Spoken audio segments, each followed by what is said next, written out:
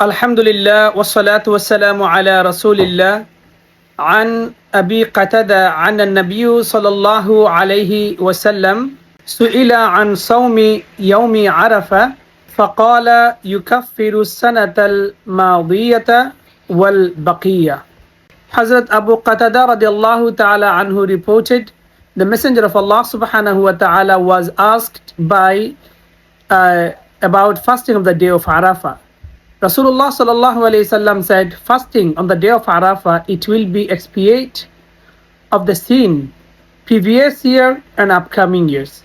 The fasting on the day of Arafah, it will be compensate the previous year, sin of the previous year and the next year. May Allah subhanahu wa ta'ala give us ability to fast on the day of Arafah. Ameen ya Rabbal Alameen.